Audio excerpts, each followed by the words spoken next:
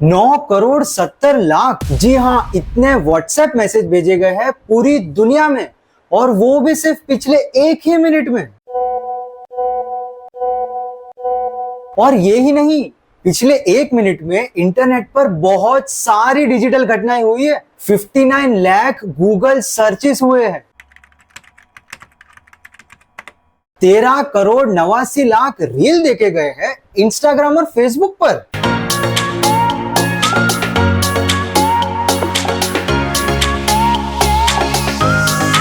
और 25 करोड़ 11 लाख ईमेल भेजे गए हैं। और यूट्यूब पर 500 घंटों का कंटेंट अपलोड हो चुका है। ये सब कुछ पिछले 1 ही मिनट में हुआ है। तो आप समझ रहे हो, इंटरनेट पर हर सेकंड, हर मिनट लाखों करोड़ों डिजिटल एक्टिविटीज होती है, और इन्हीं डिजिटल एक्टिविटीज की वजह से बहुत सारा डेटा जनरेट होता है इंटरनेट पर। अभी तो हमने सिर्फ पिछले 1 ही मिनट की बात की है, तो सोचो पूरे दिन में और पूरे साल में कितना डेटा जनरेट होता होगा। एक्सप्लोडिंग टॉपिक्स के एक सर्वे के मुताबिक एक दिन में इंटरनेट पर 402.74 मिलियन टेराबाइट्स का डेटा जनरेट होता है। इसको अगर आसान भाषा में कहे तो जो 64 GB वाले जो आईफोन्स होते हैं ना, वैसे 644 करोड़ आईफोन्स की स्टोरेज को मिला दे, उतना डेटा इंटरनेट पर डेली जनरेट होता है। अभी हम ये जो डेटा जनरेशन देख रहे हैं वो सिर्फ टिप ऑफ द आइसबर्ग है। अब मार्केट में एक नया खिलाड़ी आ गया है जो इंसानों के साथ कदम से कदम मिलाकर डेटा जनरेट करेगा इंटरनेट पर। उस खिलाड़ी का नाम है जनरेटिव एआई।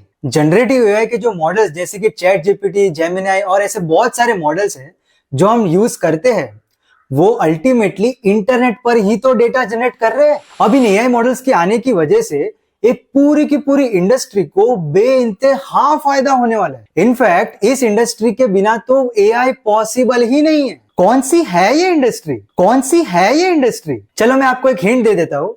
इस इंडस्ट्री के प्रोडक्ट्स आप डेली यूज करते हो अपने घरों में, बट ये आपको दिखते नहीं है।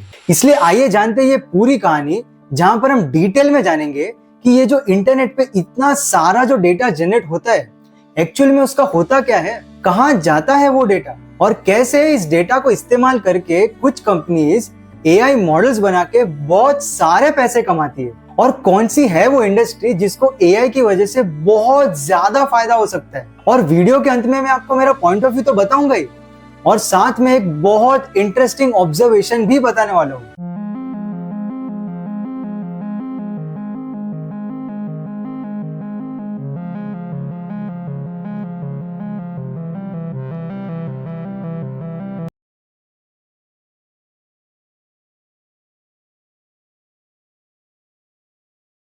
देखो, सबसे पहले तो हम ये जान लेते हैं कि ये जो इतना सारा इंटरनेट का डेटा है वो मेजर कैसे किया जाता है, मापा कैसे जाता है। बहुत ही सिंपल है।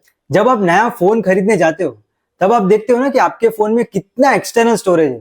वो 256 GB हो सकता है, वो 128 GB हो सकता है, या फिर वो 64 GB भी हो सकता है। तो यहाँ पर ये जो जीबी है वो है गीगाबाइट्स। ये गीगाबाइट से एक लेवल बड़ा है टेराबाइट। एक टेराबाइट के अंदर 1000 गीगाबाइट होते हैं। फिर ये टेराबाइट का एक लेवल ज्यादा है पेटाबाइट्स। एक पेटाबाइट में 1000 टेराबाइट होते हैं। और फिर पेटाबाइट का नेक्स्ट लेवल है एक्साबाइट। एक एक्साबाइट में 1000 पेटाबाइट होते हैं। और फिर एक्साबाइट का नेक्स्ट लेवल है एक जेटाबाइट। यहाँ पर एक जेटाबाइट में 1000 एक्साबाइट होते हैं। इंटरनेट पर भी जो डेटा जनरेट होता है वो जेटाबाइट्स में मेजर किया जाता है। स्टैटिस्टिक एक स्टैट के मुताबिक साल 2010 में पूरे इंटरनेट पर सिर्फ और सिर्फ 2 जेटाबाइट्स का डेटा जनरेट हुआ था। और फिर जैसे जैसे साल बढ़ते गए, नए नए लोग इंटरनेट से जुड़ते गए, और धीरे धीरे इंटरनेट पर डेटा जनरेशन भी बढ़ता गया। अभी पिछले साल 2024 में 149 जेटाबाइट्स का डेटा जनरेट हुआ था, और ऐसा माना जा रहा है कि साल 2028 में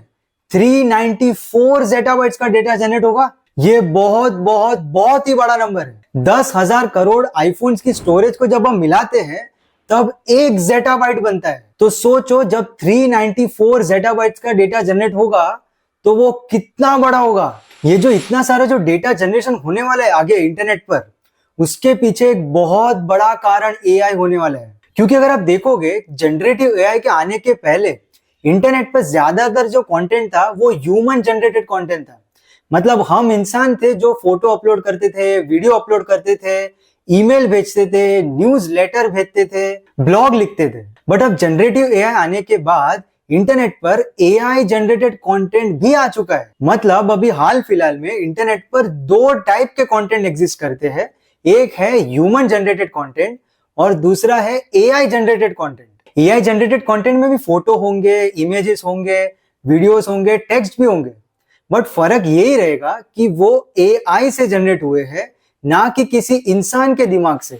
एवरी पिक्सल के एक आर्टिकल के मुताबिक साल 2022 और साल 2023 के बीच में इंटरनेट पर 15 बिलियन इमेजेस जनरेट हुए टेक्स्ट टू इमेज एल्गोरिदम्स यानी कि एआई की वजह से।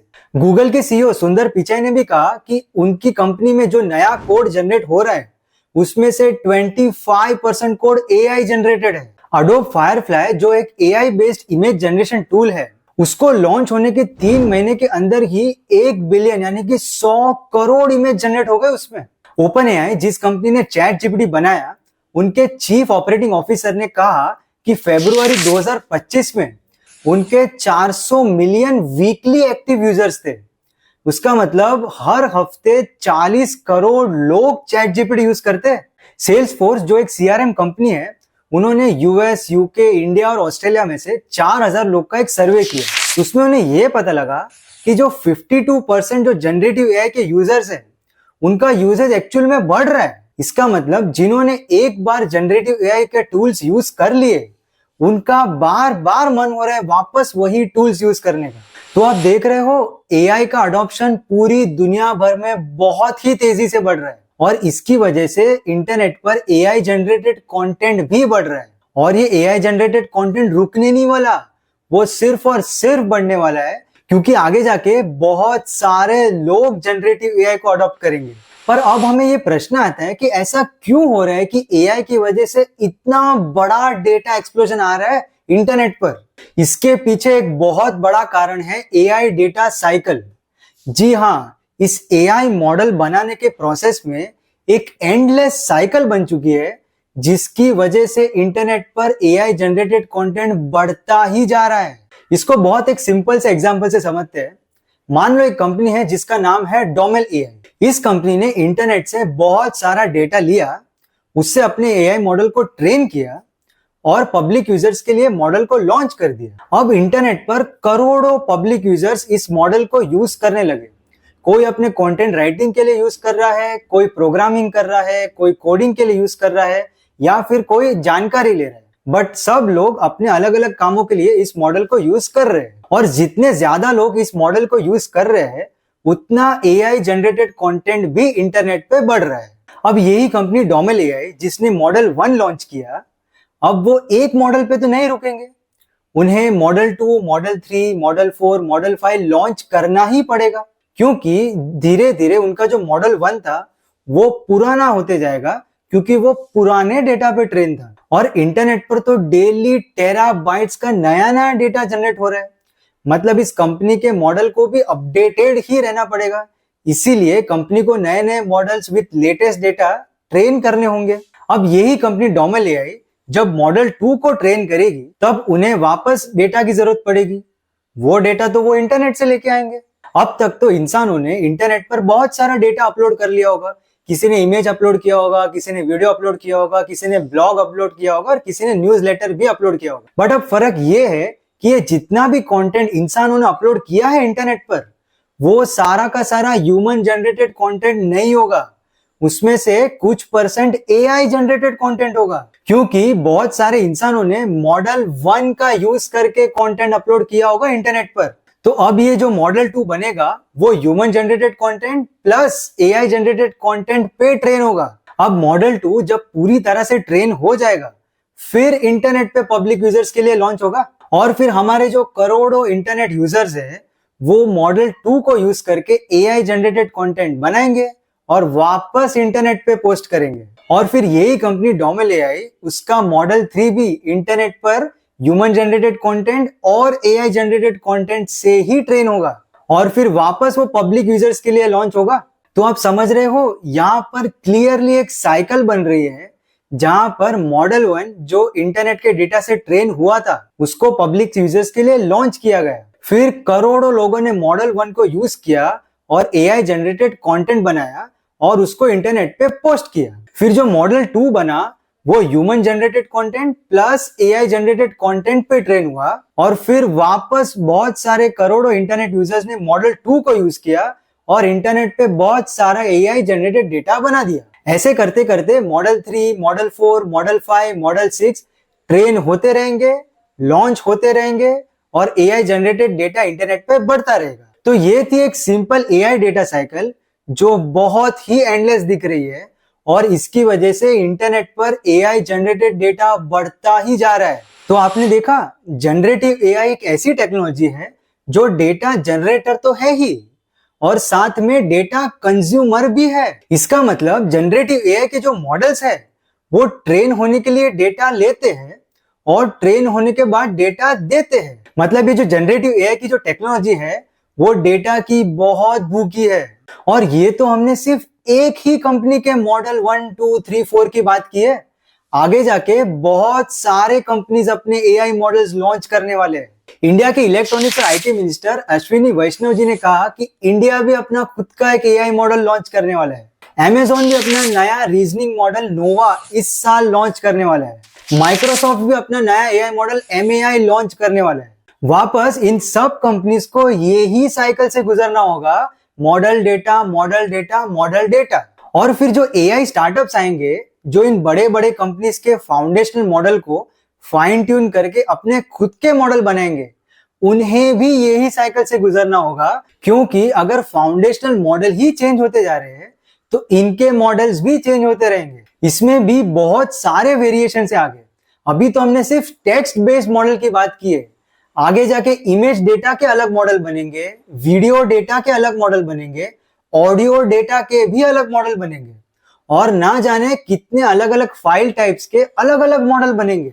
सीगेट जो एक डेटा स्टोरेज कंपनी है, उन्होंने भी यही कहा कि AI data flows in an infinite loop. उन्होंने एक सिंपल ग्राफिक बताया जहां पर पहले एक सोर्स डेटा होता है, उससे एक मॉडल ट्रेन होता है, फिर वो मॉडल से कंटेंट जनरेट होता है और ये कंटेंट वापस सोर्स डेटा बनता है। मतलब ये एक इनफाइनाइट लूप चालू हो गया है। इसको हम डेटा साइकिल बोले या फिर इनफाइनाइट लूप बोले, इसका मतलब तो एक ही हो रहा है कि इंटरनेट पर आगे जाके एआई की वजह से डेटा जनरेशन बहुत ही तेजी से बढ़ने वाला है। ये जितने भी जनरेटिव एआई मॉडल्स है जो आगे आने वाले हैं वो इंटरनेट पर एक बहुत बड़ी डेटा सुनामी ला सकते हैं। पर अब हमें ये प्रश्न आता है कि इंटरनेट पर जो इतना ज़ेटा बाइट्स का जो डेटा जनरेट होने वाला है वो जाएगा किधर? कौन संभालेगा इसको? ये सब डेटा अल्टीमेटली घुमा फिरा के हमारे जो डेटा सेंटर्स और सर्वर्स पे रखे हुए डेटा स्टोरेज डिवाइसेस जैसे कि हार्ड डिस्क ड्राइव जिसको HDD भी कहते हैं, सॉलिड स्टेट ड्राइव्स जिसको SSD भी कहते हैं, फ्लैश स्टोरेज, टेप स्टोरेज में ही तो जाएगा। और मैं पहले इन्हीं HDD और SSD की बात कर रहा था जो आपके लैपटॉप और डेस्कटॉप में पड़े हुए हैं। आप आपके घर में उसको डेली यूज भी करते हो पर ये आपको दिखते नहीं है। तो आप समझ रहे हो, हम ये डेटा स्टोरेज इंडस्ट्री की बात कर रहे हैं जिसको एआई की वजह से बहुत सारा फायदा हो सकता है क्योंकि डेटा ही इतना जनरेट होने वाला है। मार्केट इंटेलिजेंस फर्म IDC के मुताबिक जो भी ये क्लाउड डेटा सेंटर्स है जहां पर हमारा इंटरनेट का डेटा स्टोर्ड है उसमें से 90% डेटा HDDs में स्टोर्ड है और बचा हुआ 10% SSD में स्टोर्ड है। मतलब हमारे ये जो छोटे छोटे HDD और SSD पूरी दुनिया भर के डेटा का बोझ उठाने वाले हैं। रेकॉन एनालिटिक्स जो एक एनालिटिक्स कंपनी है, उन्होंने बिजनेस लीडर्स का एक सर्वे किया जो 15 अलग अलग इंडस्ट्री सेक्टर से आते हैं और 10 अलग अलग देशों से आते हैं। उस सर्वे में उन्हें यह पता लगा कि ये जितने भी बिजनेस लीडर्स है वो भी यही कह रहे हैं कि वे एक्सपेक्ट कर रहे हैं कि आगे जाके एआई की वजह से unprecedented volumes of data generate होने वाला है और उसकी वजह से डेटा स्टोरेज की डिमांड बहुत ही ज्यादा बढ़ने वाली है। और वो ही सर्वे में उन्होंने एआई इंफ्रास्ट्रक्चर बनाने के लिए एक कंपोनेंट्स का लिस्ट बनाया। उसमें से उन्होंने सिक्योरिटी को फर्स्ट रैंक दिया और स्टोरेज को सेकंड रैंक दिया। इसका मतलब ये होता है कि कोई भी एआई इंफ्रास्ट्रक्चर बनाना हो स्टोरेज बहुत कंपलसरी है उसमें। तो आप समझ रहे हो, एआई मॉडल ट्रेन करना हो या फिर एआई मॉडल यूज करना हो, डेटा स्टोरेज की जरूरत हर जगह पड़ने वाली है। डेटा स्टोरेज के बिना एआई कुछ भी नहीं है। बड़े कंपनीज जैसे कि गूगल, माइक्रोसॉफ्ट, अमेजॉन, मेटा, उन्हें ये पता लग गया है कि आगे जाके एआई की वजह से बहुत सारा डेटा जनरेट होने वाला है। इसीलिए वो अभी से ही करोड़ों रुपया खर्चा करके डेटा सेंटर बना रहे। इंडिया में भी रिलायंस इंडस्ट्रीज जामनगर गुजरात में दुनिया का सबसे बड़ा डेटा सेंटर बनाने वाले हैं। और आगे जाके जैसे ही नए नए डेटा सेंटर बनते जाएंगे, वैसे ही डेटा सेंटर में लगने वाले जो डेटा स्टोरेज डिवाइसेस है, उनकी डिमांड भी तो बढ़ेगी। और ये तो हमें एक्चुअल में दिख ही रहा है। स्टैटिस्टिक एक स्टैट के मुताबिक यूनाइटेड स्टेट्स में साल 2014 से लेके साल 2025 तक एसएसडीज का रेवेन्यू हर साल बढ़ा है। ट्रेंड फोर्स जो एक मार्केट रिसर्च कंपनी है, उनके हिसाब से साल 2024 क्वार्टर 3 में एंटरप्राइज एसएसडीज का रेवेन्यू बहुत तेजी से बढ़ा है एआई एप्लीकेशंस की डिमांड की वजह से। उनका रेवेन्यू 28.6% बढ़ा क्वार्टर ऑन क्वार्टर। सैमसंग जो दुनिया का सबसे बड़ा एंटरप्राइज एसएसडी सप्लायर है, उनका रेवेन्यू पिछले साल 2024 के क्वार्टर 3 में $3.2 बिलियन था। सीगेट जो एक डेटा स्टोरेज कंपनी है, उन्होंने भी यही कहा कि उनको बहुत स्ट्रॉन्ग डिमांड आ रही है डेटा सेंटर कस्टमर्स से। वेस्टर्न डिजिटल और सीगेट जो हार्ड ड्राइव बनाने वाली कंपनीज है, उन्हें भी माइक्रोसॉफ्ट और अमेजॉन वेब सर्विसेज जैसे बड़े बड़े क्लाउड प्रोवाइडर से बहुत ही स्ट्रॉन्ग डिमांड आने वाली है। विजिबल अल्फा ने तो यहां तक प्रोजेक्ट कर लिया कि साल 2025 में सीगेट और वेस्टर्न डिजिटल का रेवेन्यूज 45% और 41% से बढ़ने वाला है ईयर ऑन ईयर।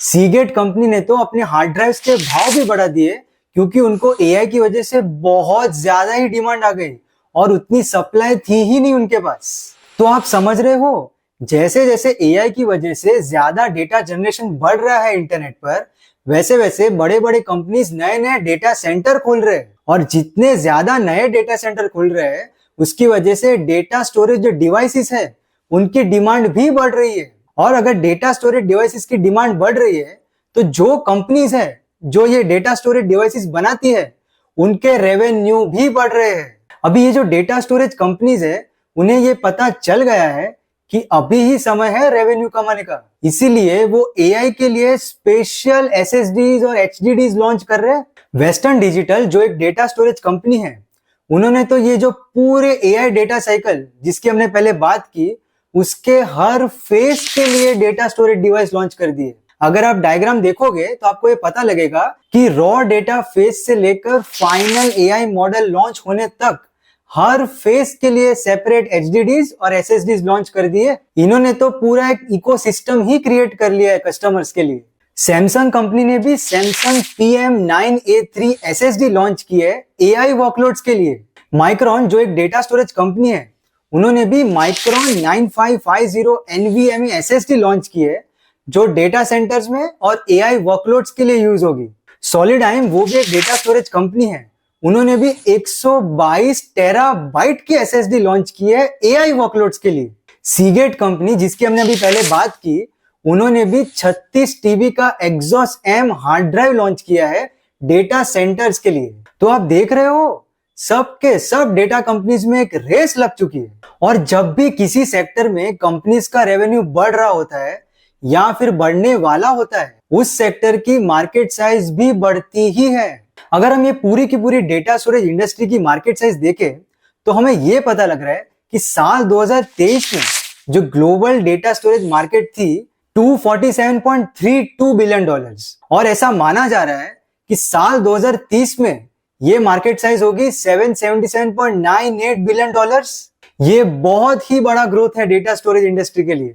तो आप देख रहे हो कैसे एआई जैसी एक टेक्नोलॉजी की वजह से ये पूरी की पूरी इंडस्ट्री ही ग्रो करने वाली है। BS तय जो सीगेट कंपनी के चीफ कॉमर्शियल ऑफिसर है, उन्होंने अपने एक आर्टिकल में ये कहा कि उन्होंने 10 साल पहले कभी नहीं सोचा था कि एआई की वजह से इतना बड़ा डेटा एक्सप्लोजन आएगा। वो इसको चैलेंज नहीं बल्कि एक गोल्डन अपॉर्चुनिटी कंसीडर कर रहे हैं। रॉब सॉडरबाय जो वेस्टर्न डिजिटल कंपनी के फ्लैश बिजनेस यूनिट के जनरल मैनेजर और वाइस प्रेसिडेंट है, उन्होंने ये कहा कि data is the fuel of AI. जैसे जैसे एआई अलग अलग इंडस्ट्री सेक्टर में एम्बेड होते जाएगा, वैसे वैसे स्टोरेज एक बहुत ही इंपॉर्टेंट कंपोनेंट हो जाएगा। अब वीडियो के अंत में मैं आपको एक इंटरेस्टिंग ऑब्जर्वेशन दिखाता हूँ और उसके बाद मैं आपको मेरा पॉइंट ऑफ व्यू भी दूंगा। तो इंटरेस्टिंग ऑब्जर्वेशन ये है कि फोर्ब्स के एक आर्टिकल के मुताबिक फिनिस कॉर्नर, जो सीगेट कंपनी के फाउंडर्स में से एक है, उन्होंने ये स्पेकुलेट किया है कि ये जो भी हार्ड ड्राइव बनाने वाली कंपनीज है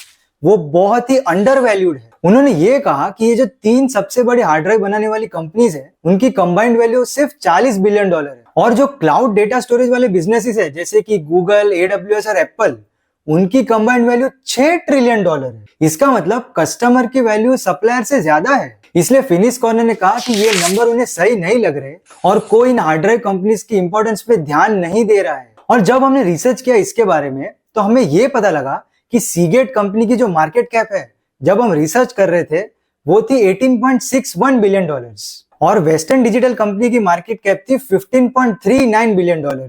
बट क्या पता इन कंपनीज में वो एनवीडिया वाला ग्रोथ आना बाकी हो, क्योंकि साल 2023 में एनवीडिया ने भी $1 ट्रिलियन का मार्केट कैप टच किया था एआई बूम की वजह से। हमने अभी ही देखा कि एआई की वजह से डेटा स्टोरेज डिवाइसेस की डिमांड तो बढ़ने ही वाली है। तो अब प्रश्न ये आता है कि क्या इन हार्ड ड्राइव कंपनीज की मार्केट कैप एक्सपोनेंशियली बढ़ेगी या नहीं। देखो, ये तो वक्त ही बताएगा, पर एक चीज पक्की है, एआई की वजह से इंटरनेट पे जो डेटा जनरेशन है वो तो बढ़ने ही वाला है। मुझे यही लग रहा है कि आगे जाके बहुत सारे एआई मॉडल्स और एजेंट्स आएंगे और इंसानों का काम बहुत ही आसान हो जाएगा। और जो हमारे डेटा स्टोरेज कंपनीज है, उनके लिए ये एक चैलेंज भी है और एक अपॉर्चुनिटी भी है। तो यहाँ पर जिस भी डेटा स्टोरेज कंपनी ने इनोवेशन पे ध्यान दिया, अपने सप्लाई चेन पे ध्यान दिया और अपने कस्टमर्स पे ध्यान दिया, उनका फ्यूचर बहुत ही ब्राइट हो सकता है। और हाँ, अगर आपको डिटेल में जानना है कि डेटा सेंटर क्या होते हैं, उनका एक्चुअल में धरती पर क्या इंपैक्ट होने वाला है, तो आप ये डेटा सेंटर वाली वीडियो देख सकते हो।